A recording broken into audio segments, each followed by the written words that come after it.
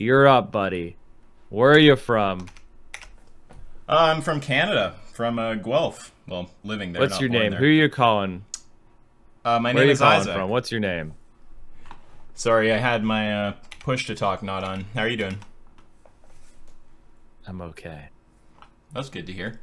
Yeah, I'm calling out of Canada, from Guelph, Ontario. Oh shit, we've got a Canadian. You have got a Canadian. So I was actually calling in to talk about animal ethics. Animal ethics. Okay. Animal ethics. You We're got it. probably not going to find much disagreement here, but go on. Okay, well, maybe we won't. That would be great, actually. Are you vegan? Yeah. Oh, okay. Well, then, in fact, we actually don't have any disagreement. Okay, well, there you go. There you go, Yep. chat. Easy, easy peasy. All right. Have a good one. Well, you could ask a question anyway. You don't have to leave quite yet. You could ask a question. Well, We could. I mean, no, I'm kind of known for like going around and grilling people on veganism, right? Talk to a bunch of these people: Destiny, Hassan, Molyneux, Sam Cedar, and I just like to kind of see where people stand. But if you're on the side of veganism, I don't really have any arguments to run on you. I don't know. I could probably. I'm a pretty. I'm more of a. Guess I'm an ethical vegan, and I just have no compunction though about like it doesn't disgust me to eat meat in a visceral level. I've kind of created an intellectual infrastructure to put me where I'm at, but like I don't have an emotional like connection to not eating meat. Is that weird? Well, are you a vegan in terms of behavior? Yep. But you don't. I don't even know what you mean. I don't really care. What I mean, like, if I saw an animal die, I wouldn't like. Like watching Earthlings is not what made me vegan. Yeah, there's people like that. I don't. I don't personally have like much of an emotional reaction anymore because I've just watched so much of the footage. You get desensitized to it. At this point, it's more just like an understanding. I don't want to. I don't want to cause that kind of suffering. So Yeah. no, I don't think there's anything that weird about that. Yeah, I don't know. I'm just trying to find some way to be annoying. Well, I mean, I don't know. We can find other things to argue about if we agree about animal ethics. Are you a moral realist? I think I'm more of a moral anti-realist, but it's been like 15 years since I took philosophy, and I don't really remember exactly what it means. If I'm being honest, chat. Yeah, I mean, I don't know, Mike. I'm not sure if we're gonna have that much to argue about then. You can try to convince me of communism or something, but yeah, I called in just to argue about animal ethics, and it sounds like you're a vegan. Yeah, I'm pretty much morally perfect. Well, I mean, I think veganism. Oh, convince him of communism. Well, I don't really consider myself a communist in the sense that it's popularly, explained. But like, why are you like a neolib? Do you like capitalism? I'm just I'm kind of just agnostic about like an economic system. Okay, well, don't you think that the commodification of animals is intensified by the capitalist system? I don't know if commodification is like necessarily the object of concern in the first place. I can answer that if you want, but I don't know if that's going to get you anywhere because I don't know if commodification is really what I care about. Well, I mean, I think the exploitation of animals is in large part because of the value that has in the market and the value it has in the capitalist system. The logic of maximizing profit means that you need to find more and more intensive ways of farming animals to maximize the amount of animal products you get out of a given resource. So, like, is the idea that there would be a larger animal holocaust under capitalism than under what communism or socialism or some other system? oh, for sure, there absolutely is. There absolutely is. I guess I'm not convinced of that. Why would that be the case? Well, I mean, just the way that the modes of production of capitalism and the modes of reproduction of the system necessitate that you create demand and you create a market to fill that demand. So there's a supply and a demand, and the creation of demand is a large part of how capitalism operates. Like, that's why we have marketing. That's why we have advertising. Think of all of the products that have been developed under capitalism to fill these needs. I'll give an example. So like whey protein is something that did not exist. Like a whey protein concentrate didn't exist prior to capitalism. This was a product to fulfill a need, and that was manufactured by capitalism. And so you have these, and that necessitates more and more intensive agriculture. And if you look at humans in, say, a hunter-gatherer society, prior to agriculture, they ate very little animal protein. They was primarily plant proteins. Wait 1 second. I thought we were trying to compare like this society right now to some hypothetical like communist or socialist. Okay, wait, yeah. But what I'm saying is, okay. Can I just say one thing? Because the hunter-gathering thing, like surely that's not a fair comparison, right? We don't have much of anything in a society like that. We don't have much of anything. Like, you're not advocating? You don't want us to return to something? I'm not an anarcho-primitivist, are you? No. I'm just what I'm trying to demonstrate through historical comparison is if you look at, say, hunter-gatherers versus agricultural, we had more animal protein. Then that intensified to a capitalist system where now we eat meat with every meal, whereas prior to that it was, once or twice a week. And that has intensified further. Sort of like, do you think, and I'll ask you this question, do you think that global warming is in large part caused by capitalism? I'm not convinced of that, no. You think that, okay, so you think that if we transitioned beyond capitalism, we would still have global climate change? Well, it would depend. You could transition to anything. Like, what are you talking about transitioning to? Obviously, on a socialist channel or a DemSoc channel, we're talking about transitioning to a post-capitalist economy, so a socialist economy. Well, yeah, sorry, when you say post-capitalist, like I'm just thinking of that as something that's not capitalist, which is a huge category, and like socialism would be like a thing in there. Yeah, sure. So if we narrow it to let's talk about why socialism would not be affected by global warming in the same way. Because the reason why global warming just is a problem that capitalism can't solve is because of the way the market itself functions. And the way the market itself functions is you socialize the losses and you concentrate the gains. So things like externalities. Do you know what an externality is? I have an idea what an externality is. I'll give you an example. Through that, though. I'll give you an example. So, like, maybe I can. You can tell me if I'm right. So, like, I know that the Smithfield Pork Company, they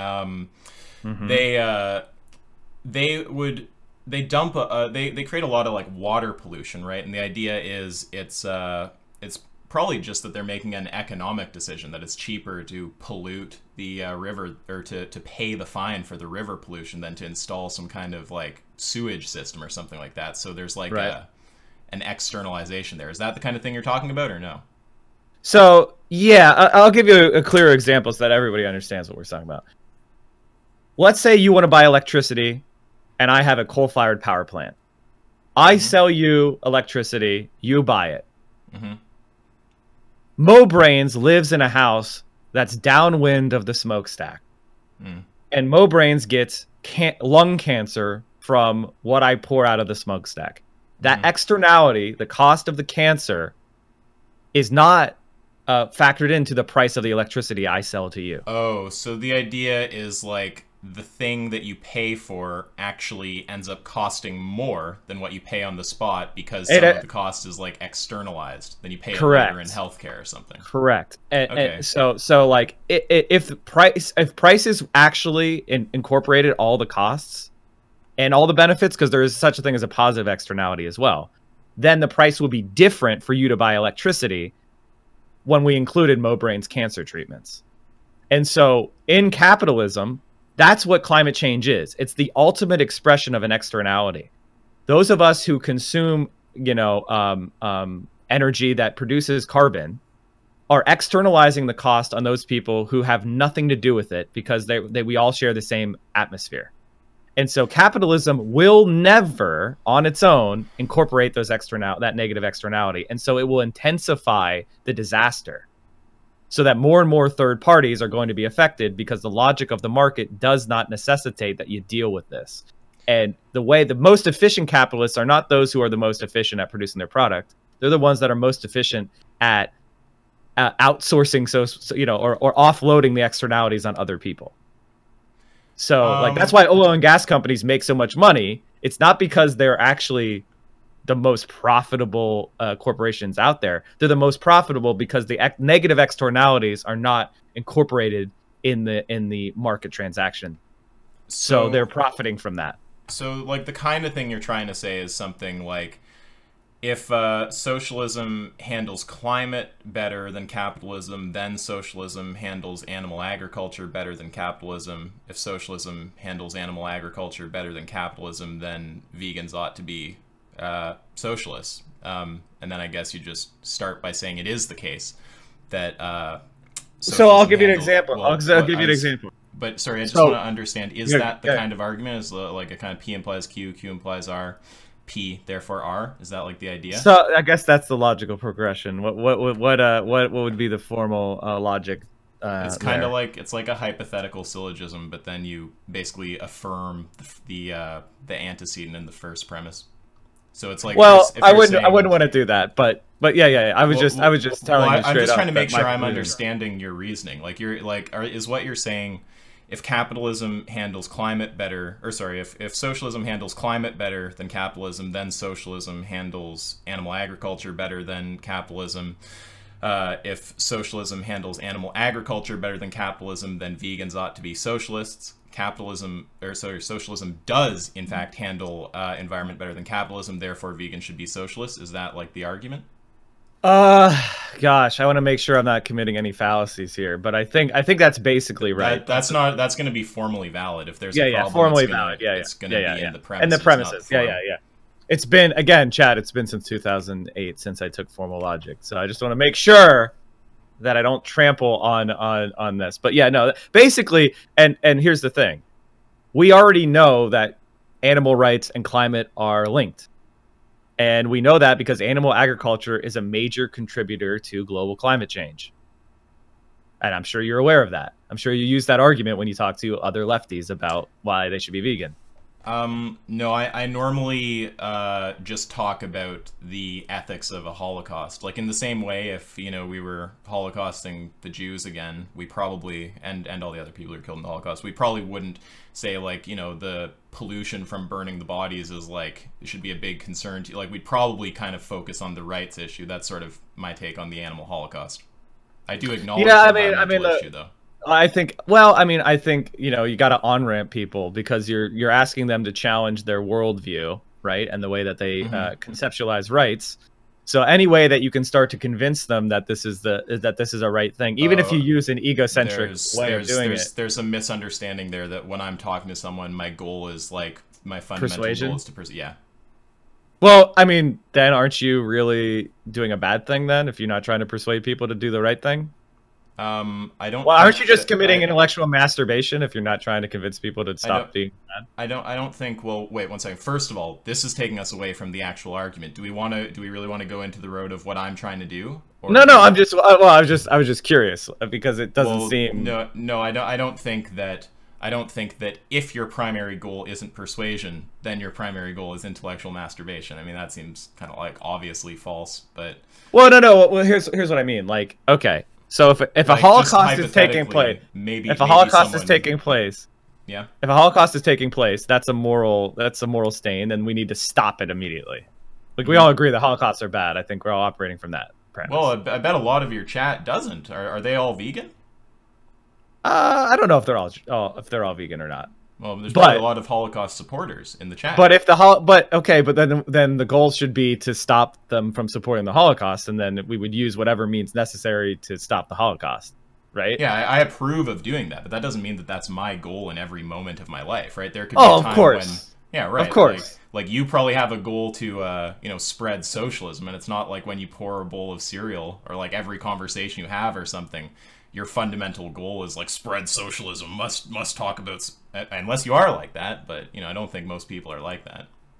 Well, no, but I think when I go onto a debate show, when say I'm debating a capitalist or I'm talking to someone else about politics, and there's a third party audience that includes some amount of persuadable people, I would want to structure my arguments in such a way as to be appealing to those persuadable people. Well, wait, and one second. You're so this would be this would be an appropriate time to try to persuade people. Ooh, you know what I mean?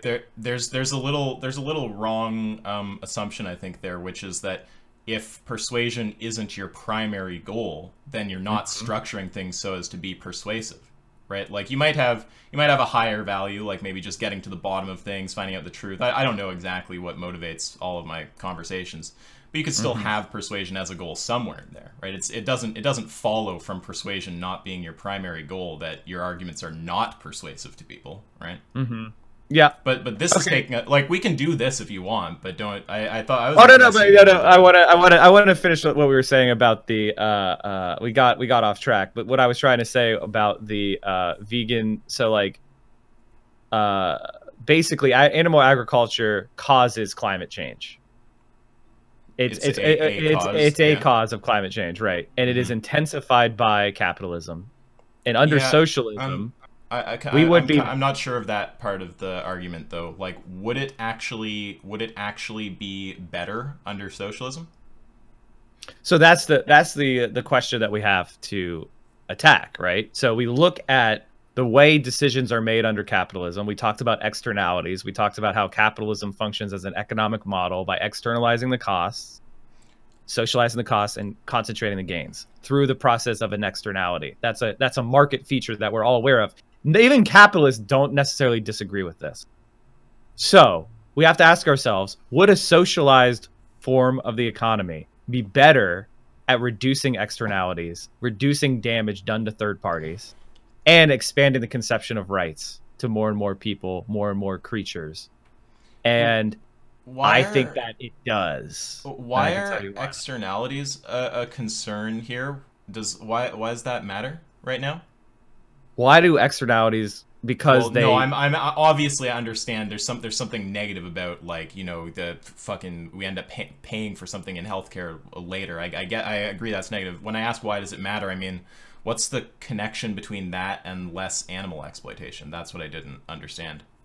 Because that's exactly what happens in animal agriculture right now. Harms are caused by third parties through one of the mechanisms is climate change. And so any system that addresses climate change has to address animal agriculture. And furthermore, a socialist conception of rights is an expansive conception, is continually seeking to expand the circle of people in it and creatures within it. And you can see that in societies that have gone more and more. Hold on. Wait, is it better to be a non-vegan communist or a vegan capitalist? Is the question, Wolfie. Okay, well we'll deal with that in a second. And so if we both agree that capitalism intensifies animal agriculture, I'm still not. I understand you're trying to get somewhere from there. I guess I'm still not sure about that. It seems like, I mean, I guess I don't understand what the externality has to do with more animal agriculture happening. Why would that make there be more animal agriculture? Because the costs are not, because the price is lower.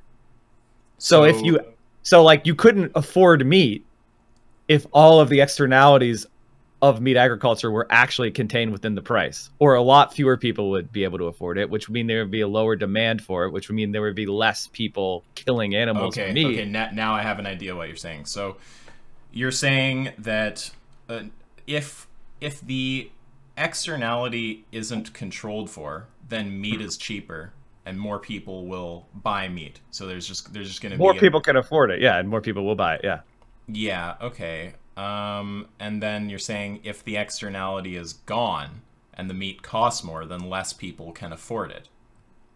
I think... And less will be produced. Just less produced, less demand, and if there is less... Yeah. And then there's a cultural element there too. And this is a, you could call it a gradualist approach to it, because and then there is just a point of maybe we would regulate it out all to begin with. We would ban it altogether because the externalities are too damaging. And then part of that is incorporating a different type of culture in the way we approach our relationship with animals. And if you look at places where the left wing is empowered, there are steps towards reducing meat consumption, animal rights activism. There is stuff like the Endangered Species Act is of the left. All these ideas, which are not complete, they're not good enough, but I'm saying that as you go from an anti-capitalist perspective, you see more and more preference and more importance placed upon animal rights. Animal rights is, for the most part, a movement of the left.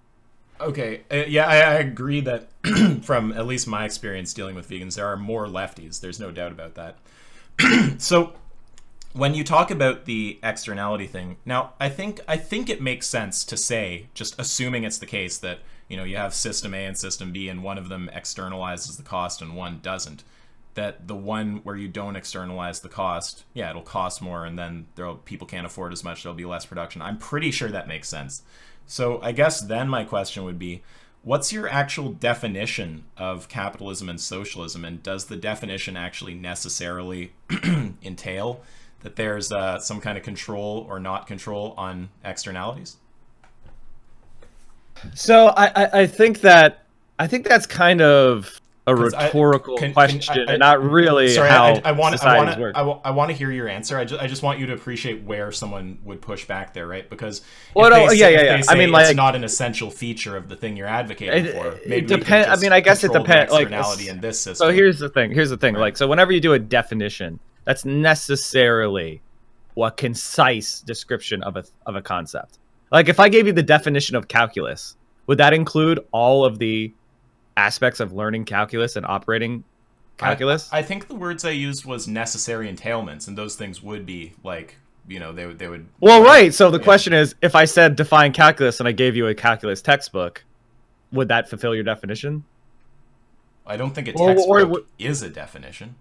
Well, that's what I'm saying. So do you see why that actually is not much of a truth-seeking question? Because you're just saying describe some of the essential features, and what would happen is, well, I would think that those. Hold on. Yeah. You know, let me explain what I mean. So I would think that in the descriptors I use that led me to the conclusion about animal agriculture and rights being expanded would be entailed within the definition, but it might not be readily apparent.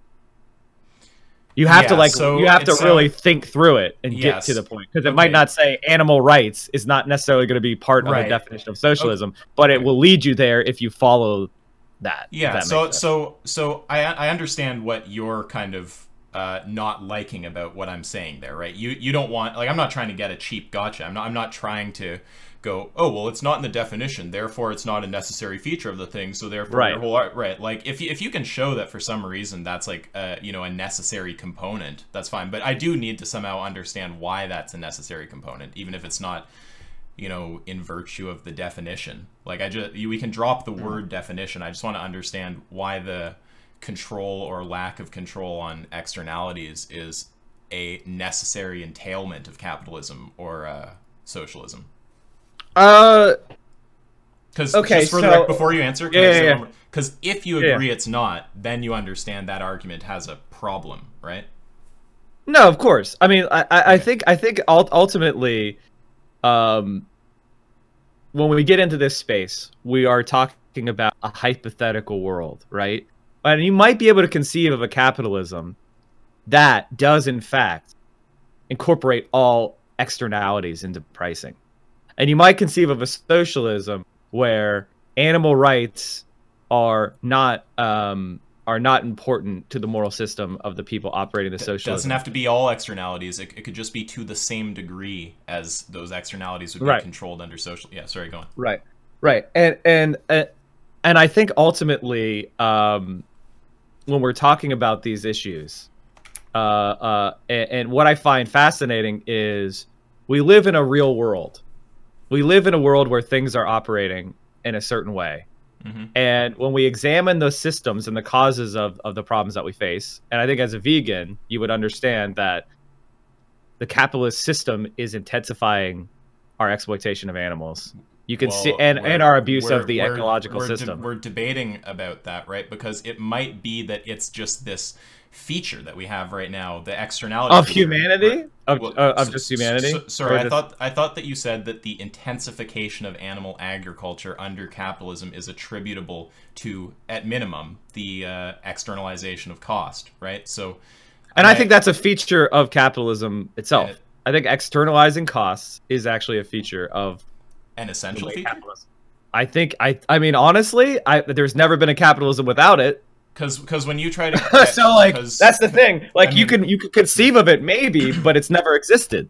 Could you have profit if you internalized all external costs? I don't know. That's a question. That's an empirical question. It doesn't have to be all, right? I want to be clear about that. It doesn't have to be all. I'm just not convinced that externalization could be controlled for better under one system than the other. Well, that's an empirical question. Right, and it's your burden.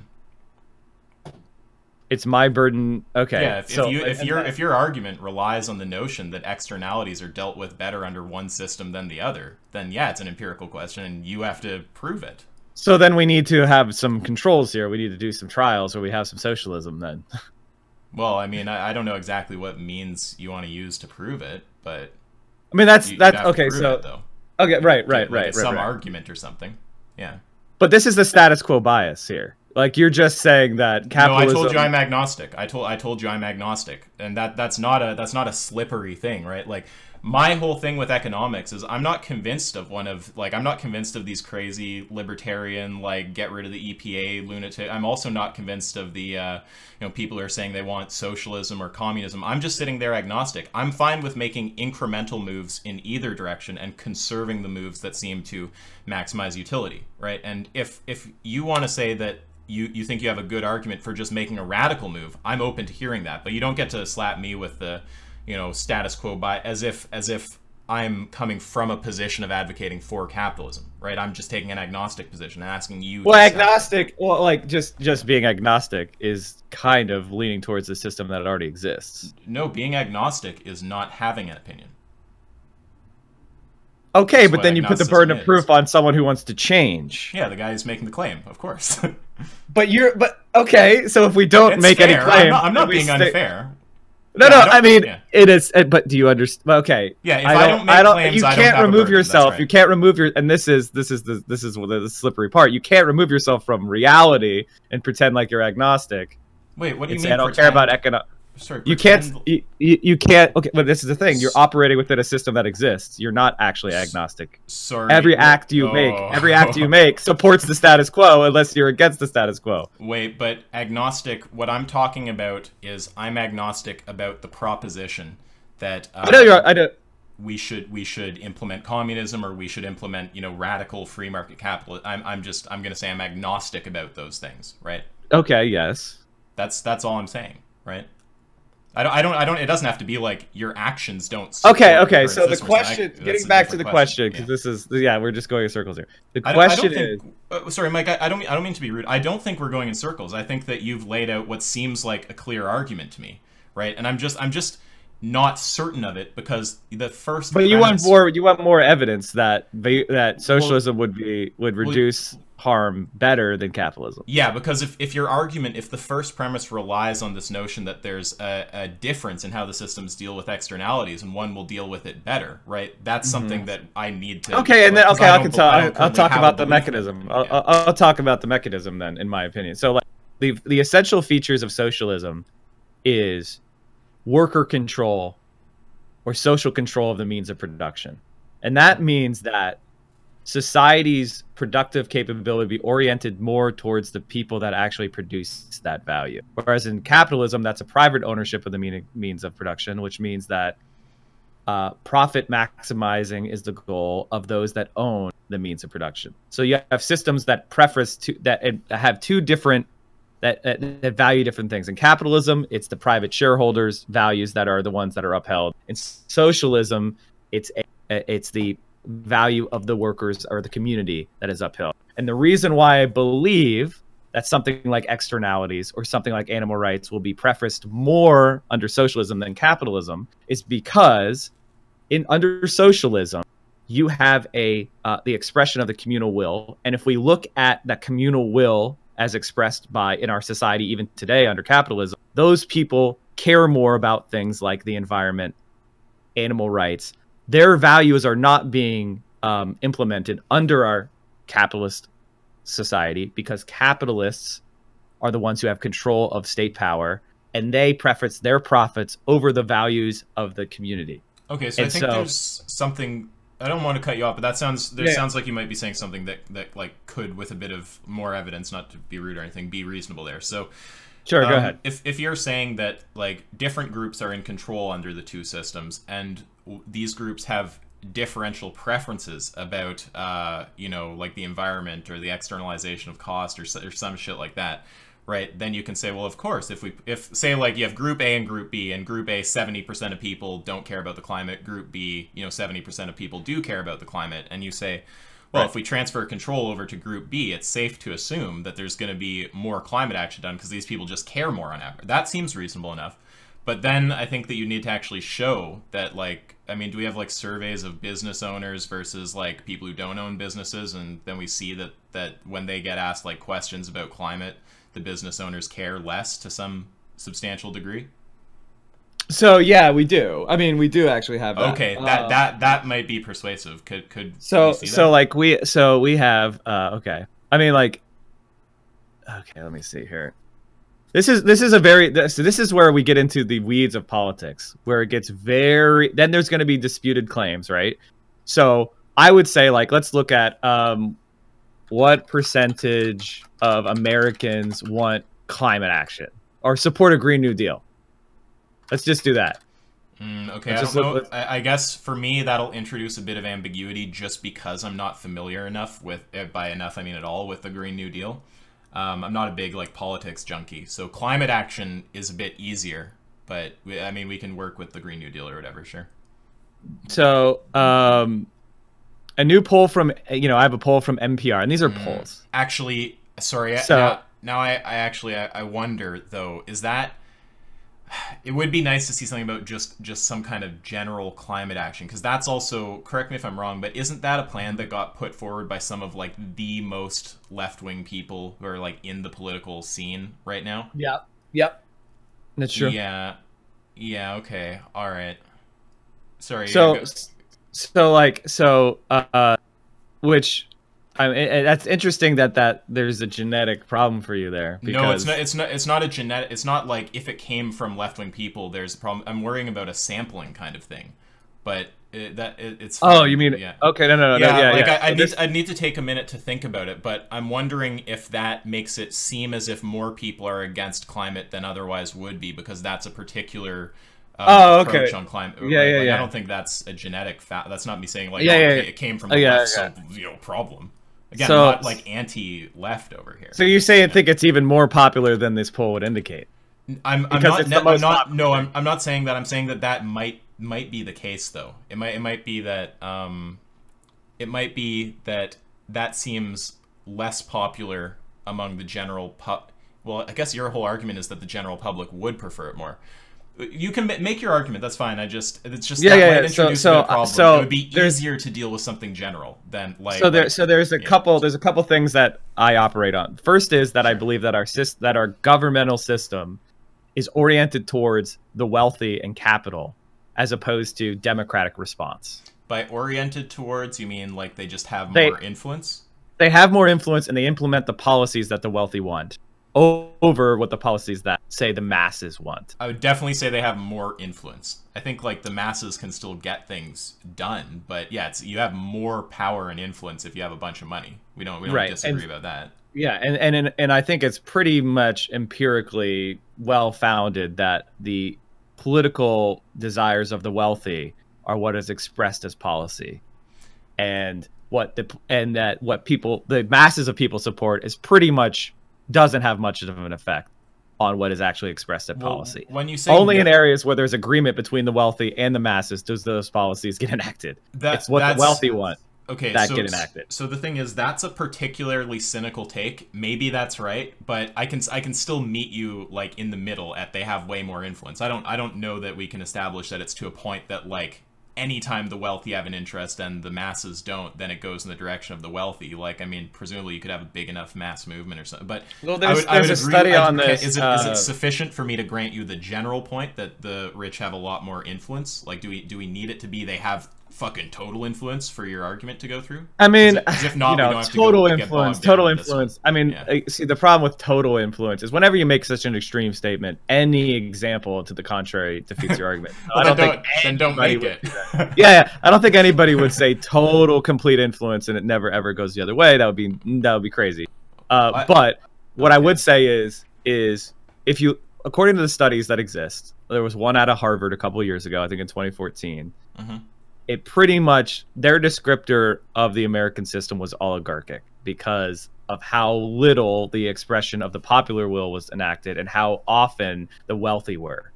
Now, that's kind of like a political science. I don't know if I want to call it fact, but it's well supported in a lot of political science literature right now that the American system in particular is highly responsive to the needs of the wealthy and the capitalists and very unresponsive to what the popular will is, represented by however you want to measure that. And something like the Green New Deal is more popular than legalizing weed. The Green New Deal it has higher support than a lot of other issues that we think have pretty broad consensus. Is that actually the case? That sounds like I posted in chat. There was an NPR poll last year, and it said the Green New Deal, as 63% of national adults think the climate proposal is a good idea. I'd be interested to look at that, but we can continue with this. So, like, the thing you were trying to get to was the groups who would be in power under the two systems. There's like really differential support for climate action between them. Right, and so I think like with the wealthy in particular, it gets complicated because this is a multifaceted group, but ultimately we can only see what is expressed as policy in the United States. If we look at what's happened over the last 4 years, we've withdrawn from the Paris Climate Agreement.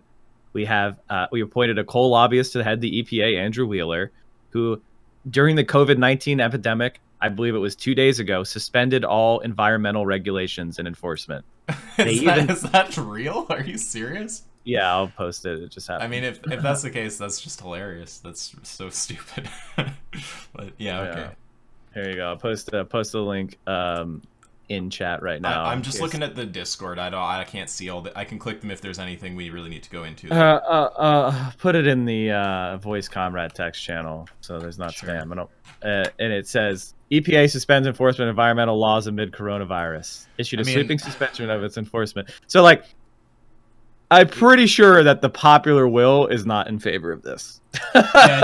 See, I'm looking at that and I'm like, okay, either there's something I'm really not seeing and for some reason this is an important measure, or that's a really greasy attempt right there to get some regulation removed while a crisis is going on. I don't know. That's what they're doing. Yeah, it's a greasy attempt. Yeah, that seems plausible and like just hilariously evil. But yeah, we're getting off track. So yeah, did you want to walk me through that differential? So ultimately, why I have this belief? Well, so the differential support is represented by. I mean, this is the difficult thing because I think everybody is starting to recognize that climate, if you're rational, is a existential threat to humanity. And the only people that are against it are those that have such an extreme financial interest or the people they've propagandized. And unfortunately, those people are very powerful. There's also people who are just ignorant, dude. There's people who just haven't spent time with the topic or don't know how to read science.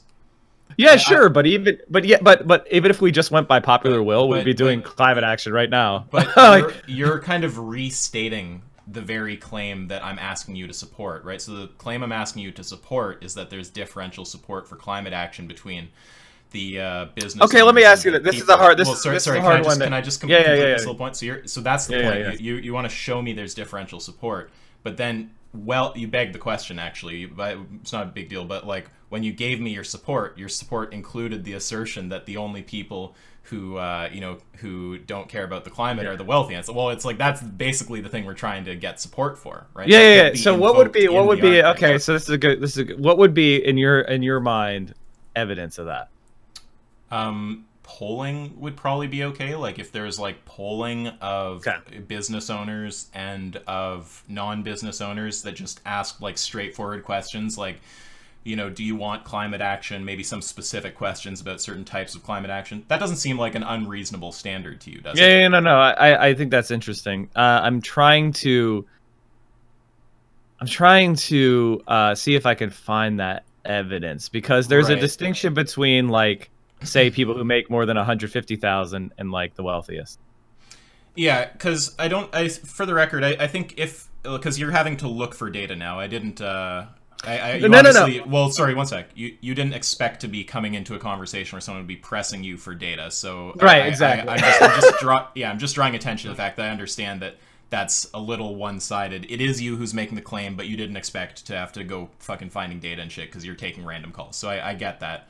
But we do actually need something like that if you want to make the kind of argument you're making about veganism. If that argument doesn't go through, that doesn't establish that there's a problem with socialism or something. It's just then and it doesn't establish that it's not the case that things would be better for animals under socialism. It just means we haven't established that it would be the case. Right. Yeah. And I think there is there's a lot of work to do here on this one, because a lot of people who are lefties are not vegan. Although I would say that being a lefty makes you more likely to be vegan. Yeah, that's a fact. We do have polls about that. It's just and if you do ground level vegan stuff, you'll just see that far more of the people are left. It is undeniable. And so, you know, I think there's an interesting argument to say so when you examine why that is, I think it has to do with like cultural reasons, social reasons, and then just the idea of expanding the circle of concern, which is what a socialist does, right? They care about the poorest people, they care about workers, they care about people that are downtrodden or marginalized in society. It's natural that for someone who's oriented towards that, when they look upon animal agriculture and they examine the ecological cost, and then they just look at what's done to animals, they expand their circle of concern to include animals. And the more people that we make socialists, the more people are going to go down that path. And it's not necessarily, I see what you're saying, but like, I think that I don't think that socialism equals veganism, which is why I call myself vegan as well as socialist, because I think there's an additional step that needs to be made. But I think it's like on the path of liberation. And then you look at the way systems would operate, and you look at, in my opinion, the evidence is strong that the masses support environmental protections, animal protections, and they are ignorant of the way animal agriculture works in society, and they're ignorant of the externalized costs. And if all those things would together form a society that would be much more amenable to veganism. Right, but we still so we're gonna get, there is just a data hang up, so we might want to pick this up later. But when you say the public is generally for environment, like even if I grant that, right, which I mean that wouldn't surprise me, I would fucking hope that's the case, but even if I grant that, that's not the same question as is there differential support for climate action between business owners and like the general population. I think there's different question. I think the only difficulty that I'm have with the data is the business owner, because like capitalists, like the 1% is a very small segment of the population. So there's going to be a data collection problem here. Like if you wanted to pull the 1%, that's going to be difficult to do, and not impossible. Sorry, no, I don't think I agree with that. I think you could easily like walk around a town pulling business owners. I don't see, you could do it on a bigger scale if you wanted to. Why would it be hard to pull business owners? Well, I guess for tons of things. I think we're conflating business owners with like, a petite bourgeoisie, as they would say, the Marxist. Oh, okay. Versus, I appreciate the conflation. Yeah. So when you're talking about like, you're saying so let me just make sure I'm understanding you. You tell me if I'm wrong. Please cut me off at any point if I'm saying something wrong. Yeah, sure. So when you're saying there's differential support, you're not talking about business owners versus non-business owners. You're talking about the richest of the rich versus everyone else. Like the big capital owners. The people that own... Not the guy who owns the mom-and-pop flower shop, the guy who owns McDonald's or something. Yeah, the guy who's a 10% shareholder of McDonald's versus the guy who owns a McDonald's franchise. Yep. You know, I think there's a lot of... I'll acknowledge my error there. I'll acknowledge that unintentional conflation for sure. But it's still, we do have the same problem. And I agree that now if you're talking about polling the richest of the rich, that could be a harder thing to do. But that just means that there's a paucity of evidence on your side, right? Which is unfortunate if you end up being right. But that's a problem for me to get bought into it, though. And maybe, you know, so here's the thing is like, I think ultimately this approach of socialism, you know, getting you to support socialism by showing you that capitalists are the ones that are causing the ecological collapse, you know, maybe not the best way of doing it, but if that's the only way I can get you to do it, then I'll do it. I didn't say that at all, just to be clear. Yeah, I know you There's did. other things I care about. If you talk about... Yeah, sorry, go ahead. Yeah. So, but I think what I'm doing here is this is like, I became a socialist before I was a vegan. Mm-hmm. So, I know that you can be a socialist and non-vegan. That's not a surprise to me. I became a vegan before I was a socialist, which I'm still not. Yeah. So, well, maybe veganism opened your eyes to other forms of oppression that you ignored when you weren't vegan. Yeah, I think. Well, I don't want to start all talking about me. You continue, please. But yeah, so I think this is an interesting idea, and I need to talk to. And since I haven't been a vegan that long. It's only been like 3 months.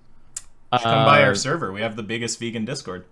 And I need to talk to other lefty vegans and talk to them about this, because I'm not necessarily the best person, just from lack of experience on this debating this issue.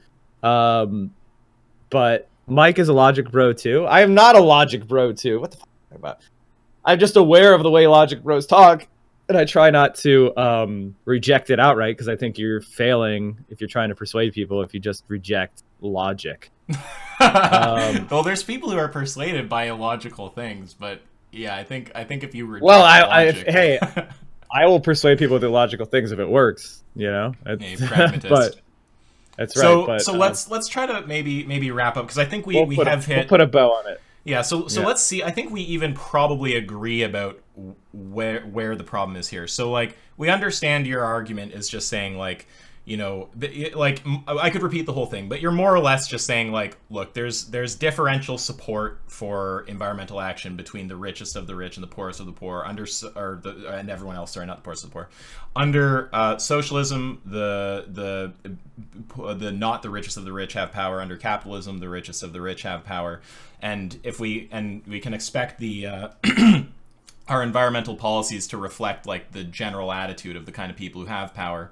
So, you know, the idea is like, if it's the case that there's that really differential support for climate action, and then those not extremely rich people are put in power, we'll have better climate action or climate policy. So I think I can grant a lot of that, but we're getting hung up just on establishing that there actually is differential support for climate action between the capitalists. One thing that would be suggestive. Well, one thing that would be suggestive to me. But before you say more, though, can we agree that that's where the hang-up is, though, on the data for that point? Sure, right? Sure. I mean, and you know, obviously, it's best to have everything at my fingertips. But what I would say, one thing that is suggestive is, if you look at the countries that have more left-wing governments, they're more engaged in climate action, and the governments that have more right-wing governments are more engaged in denying climate is even a problem.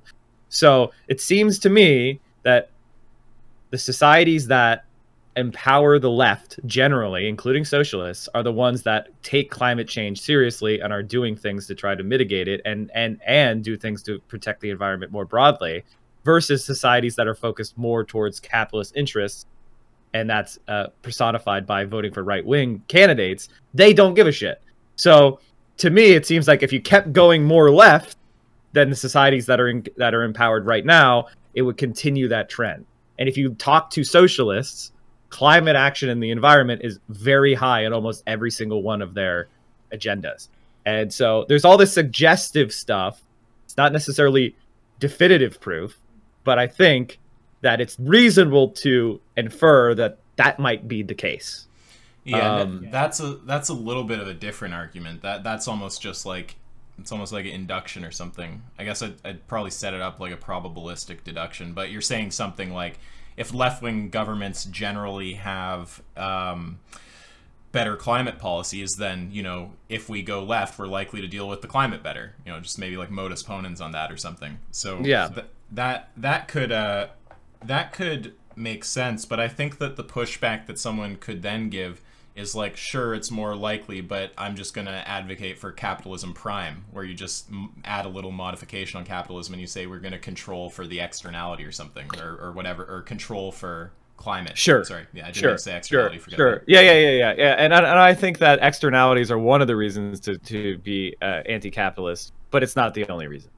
And with that, I love good talk, fun talking to you. Keep on the mission of yelling at people. I find it funny. Sorry, I gotta ask. Have you seen me yelling at people? You probably saw me yelling at some of your enemies, like I hypocrite, eh? Well, yeah. I mean, I know a lot of the left people saw that one when I was screaming at him about his incoherent anti-trans argument. That guy does not respect logic. Yeah, that guy's an idiot. One of the things. Oh, sorry. Yeah, have a good one, buddy.